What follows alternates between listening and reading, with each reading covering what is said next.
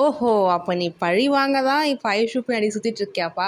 Actually ஐஷுவோட X வந்து பார்த்தீங்கன்னா, ஐஷு கிட்ட வந்து கேட்குறாங்கல்ல, உங்க சமையல் வீக்னஸ் என்ன?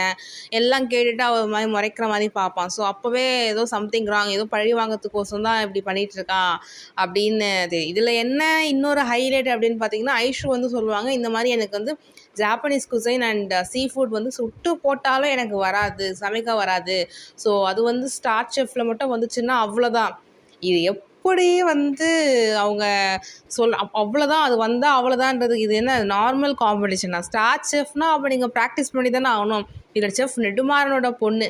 அதுவும் அவங்க வந்து அவ்வளோ இதுவா இருக்காங்க. நான் எப்படியாவது வின் பண்ணணும் அப்படி இப்படின்னு. அப்போ வந்து நீங்க கத்துக்க தானே ஆகணும். சுட்டு போட்டாலும் வராதுன்றது அது என்ன இதுன்னு எனக்கு புரியல.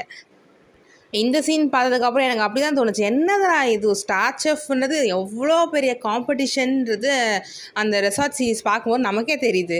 ஸோ அதில் ஒருத்தவங்க பார்ட்டிசிபேட் பண்ணுறாங்க அப்படின்னா வந்து எப்படி இவ்வளோ அசால்ட்டாக இருக்க முடியும்? எனக்கு வந்து Japanese cuisine and sea food சுட்டு போட்டாலும் வராது. அது காம்படிஷனில் வந்துச்சுன்னா நான் என்ன பண்ணுறது?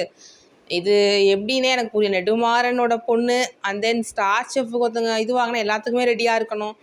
என்னவோ சரி பார்ப்போம். அதே மாதிரி ஐஷுவோட எக்ஸ் வந்து கண்டிப்பாக ஐஷுவை பழி வாங்க தான் கூட சுற்றிட்டு இருக்கான். அந்த மாதிரி தான் தெரியுது. அவன் முறைக்கிறத பார்த்தாலே தெரியுது.